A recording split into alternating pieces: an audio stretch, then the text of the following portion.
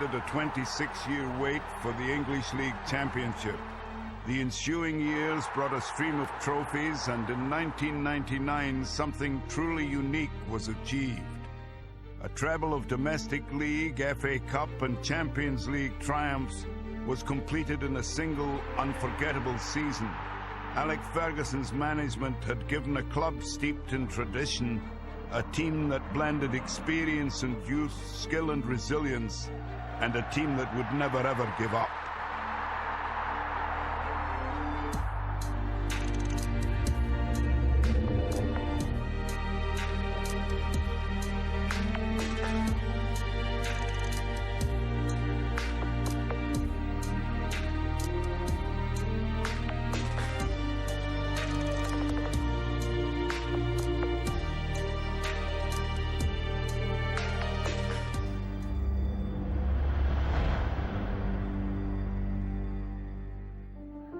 Just days after missing out on the 1992 league title, 14,000 fans arrived at Old Trafford to watch the Youth Cup being won against Crystal Palace. And if the significance of this success was not immediately obvious, it would soon become glaringly so. People would see within the club, these were potential top young players coming through, with Neville's, Beckham, Butt, Scholes. We had some really fantastic players at the time. Under youth team coach Eric Harrison, a special group was emerging. Alex Ferguson saw the huge potential. As soon as first team had stopped training, he used to come over. So he knew just as much about the players as I did, really. But we had many discussions about it. And he got to the stage at one time when he said, well, if this lot don't make it, we might as well pack in.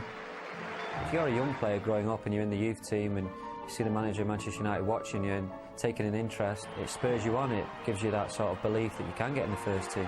Ryan Giggs had done exactly that. After captaining the 1992 winners of the Youth Cup, in the following year he helped the first team to end that 26-year wait for the league title. Then there was a league and cup double in 1994. Alex Ferguson had built his first great United side. They were at good ages, from 26 upwards. And you're Ryan Giggs, who was a young lad, of course. Conchelsis was reasonably young. All the rest were good ages for a team, and they were very strong mentally. The likes of Paul Ince, Brian Robson, Steve Bruce, Mark Hughes, tough characters. Not many teams had more pace than us, like me, Conchelskis, Lee Sharp, really quick players. We just had everything. We just had strength, aggression, pace, skill. Sometimes we just blow teams away. There was also a Frenchman, an inspiration, a catalyst, Eric Cantona. It was fantastic. Scoring important goals or making important goals, he was just terrific at it. He was a charismatic figure for the players. I think that for all the young players, he was a great example. He was like the Pied Piper with them, you know. They're like that, you know, goggle-eyed, but he was terrific with them, you know.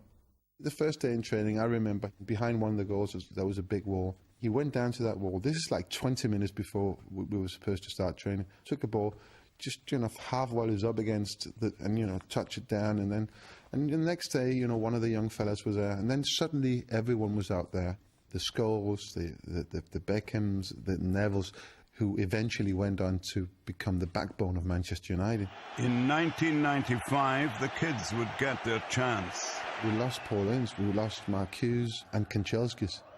Those were three players that would play in every starting 11. For those young guys to come in and do what they did, Neville, Scholes, they were unbelievable. It's sometimes a gamble when you put young players in. You see so many players with the skill, but you've got to have that mental ability as well. And I knew, because I'd played with them for 5 or 6 years, the strengths that these players had, the mental strength, the skill that they had. I knew that they would be able to cope. They did more than cope. United won another league and cup double in 1996. The 96 team was starting to evolve with the younger players coming in, Gary Neville, Phil Neville, David Beckham, Nicky Butt, Paul Scholes all start to emerge in the team.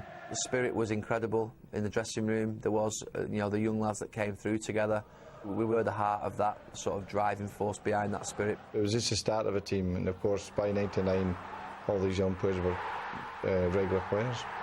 We were the voice of the changing room at the time. You know, at that age we were 23, 24, we were confident, we'd won leagues, we'd won cups, we'd won doubles. 1998 had seen the title surrendered to Arsenal. At the start of the new season, United reacted, adding two vital signings, Jaap Stam and Dwight York. The expectation and the quality within the dressing room, certainly the leadership of Sir Alex and the gaffer, I knew straight away this was the place for me to be. The day that I joined, Keano pretty much drove a ball at me and says, you know, welcome to United. We had a good mix of players. Big Pete was a big personality. Jaap was tough, he was quick, he was a fantastic man marker. He was made for the British game. Ronnie Johnson next to him was so quick as well.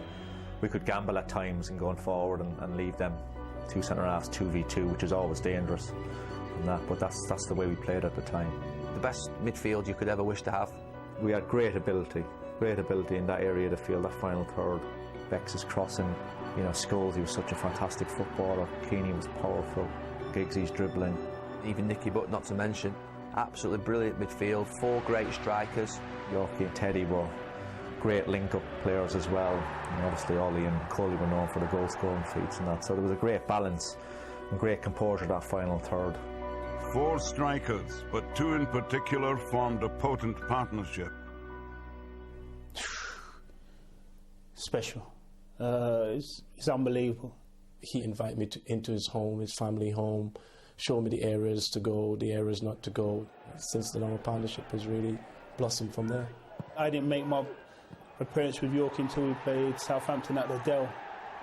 And then after that, it was just unbelievable. The way me and Yorkie just clicked on that day. Because people say, oh, did you work on it? Never worked on it. We clicked on that day, and then after that, as I say, the rest is history. The York-Cole combination was needed against Champions League group opponents Brøndby, Barcelona and Bayern Munich. You know, sometimes in life, things are just meant to be. Little dummies, little 1-2s, and one of us get in and score. The Brøndby game, you know, little dummies as well. He slips me in, I think, the goalkeeper. We got better as the season progressed, and the more we play with each other, we get an understanding that people say it was a telepathic sort of combination. We were delighted to get through the group because 98, I think we went out to Monaco. 97, we felt we had a great chance. Went out to Dortmund in the semi-final. That was a big blow. So to get through the group stage was the first step along the way. Domestically, the great form continued. By mid-January, United were second in the league and through to the fourth round of the FA Cup, where they met old rivals Liverpool. We wanted to play football. They certainly wanted to play football. There always seems to be lots of space on the pitch when you played Manchester United, likewise for them. And they would always attack minded games with goals and excitement. Good-looking move this by Liverpool. Fowler and Owen both waiting. Here's the cross, and Owen has done it for Liverpool with only 2.5 minutes on the clock. That was an incredible game. That, you know, we seemingly in complete control, and then at the time, United were popping up with late goals. We just grew and grew in performances. I think confidence grew. We felt we were invincible. Beckham opts not to shoot, and there's the equaliser from Dwight York. We still felt now we're going to win this game and we'll get that goal we need towards the end. All Scholes, and it's 2-1. Oh, Manchester United have stolen it with Ole Gunnar Solskjaer. Maybe a warning of what could happen later on. A week later, this time in the league, there was more late drama. I remember the Charlton game. We were really pressing them, we were all over them, and we just couldn't get the ball in the net. Pretty much on the last kick of the ball, I think Scholes would deliver one, and I rise above the defender and got the header. And again, that was important for us, kept our momentum going. The following month at Nottingham Forest, United delivered a statement of intent. Overseeing a 4-1 lead with 20 minutes remaining, Ferguson had simple instructions for his super sub. You get the last 20 minutes here, just come on, nothing stupid, keep it nice and simple and keep possession. But then chances just fell for me, so we end up scoring 4 goals. It was one of them feelings that when you go to the playground, the ball just lands in your feet, you score. I had one of them feelings then, I was going to score every time I touched it. March saw a return to the Champions League, and the quarter-finals had thrown up difficult opponents. They always said you had to beat an Italian side in those days to win the Champions League. And Inter Milan were sprinkled with fantastic players. But for United, it was a night for their stars to shine. He's a winner, he's a leader. He's proven that on a number of occasions.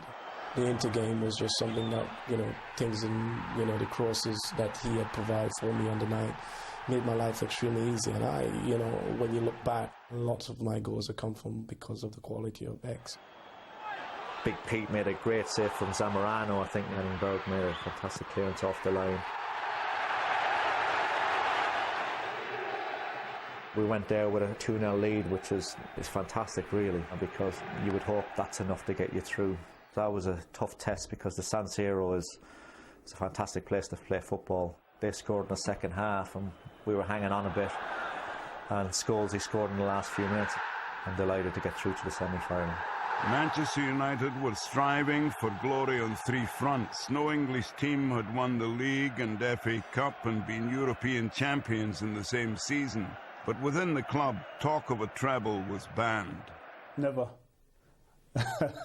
You dismiss it, certainly in January and February, is too much. If people really spoke about it too much, you can't get shut down, Not in a bad way, but it's a case of, hey, there's plenty more games to go. You never know what can happen.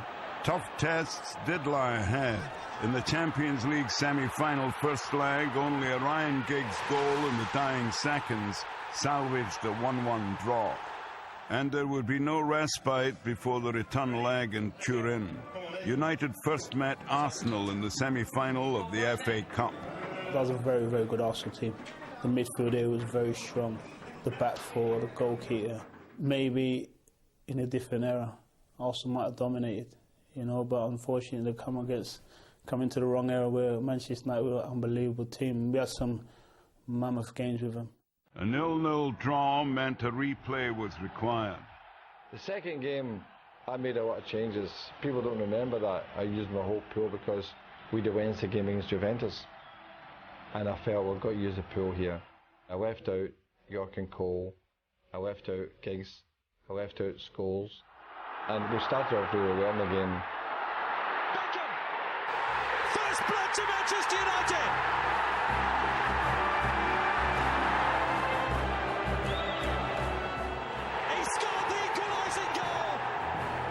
The match swung back and forth.